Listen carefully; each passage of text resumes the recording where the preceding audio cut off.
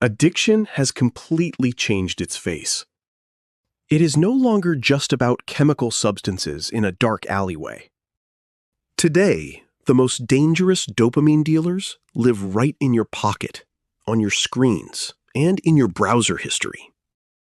Whether it's the infinite scroll of social media, the endless levels of video games, or the instant gratification of online adult content, the trap is exactly the same.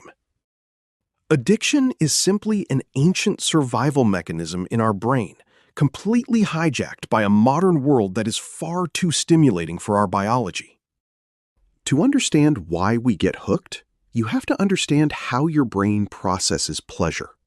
Inside your head, pleasure and pain act exactly like a teeter-totter.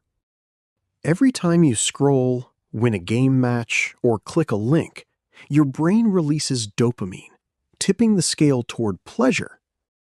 But your brain demands a perfect balance. To push the scale back down, it instantly triggers a wave of discomfort, craving, and anxiety on the pain side. We call this the come down. And because we hate that sudden discomfort, we immediately reach for the screen again to escape it. This is where the trap snaps shut. If you keep hitting that pleasure lever hour after hour, your brain does something drastic to protect itself. It shuts down its own dopamine receptors. It builds tolerance. Suddenly, the video games don't feel exciting anymore. The social media feed feels boring, yet you still can't stop scrolling. You are no longer chasing a high. You are chasing a baseline. You are using the screen just to feel normal, trapped on a treadmill where nothing else brings you genuine joy. And here is the absolute hardest part of the trap. Addiction doesn't wait for your permission. Sometimes a heavy wave of anxiety, loneliness, or stress hits you out of nowhere. The internal discomfort feels so intense that your brain triggers an automatic survival reflex. Reaching for your screen before you even realize you've made a choice. It bypasses your logic entirely. For a few brief minutes, the screen successfully numbs the pain. But the moment you put the device down, reality crashes back in, accompanied by a crushing wave of regret and guilt. You realize you've wasted hours, and you feel even worse than before. You didn't actually fix the underlying emotion. You just delayed it, compounding it with shame. This regret makes you more anxious, making you even more likely to trigger the reflex again later. Why do we keep running back to this escape hatch? Because addiction is rarely about the screen itself. It is a symptom of disconnection. When we feel isolated, stressed, or detached from our real-world purpose, the digital world offers a perfect, painless substitute.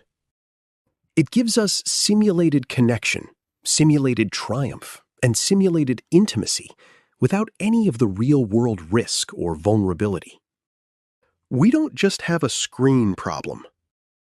We have a deep connection deficit. So, how do we fix it? We attack it using 3 strict steps. First, initiate a dopamine fast. Step away from your digital triggers for 24 to 48 hours to let your brain's teeter-totter naturally reset to 0. Second, design your environment with physical friction. Put your phone in another room when you sleep. Delete the games and use strict website blockers. Make the bad habits hard to reach. Finally, learn to handle the emotional triggers. When the sudden wave of anxiety or boredom hits, don't fight it and don't yield to it. Practice urge surfing.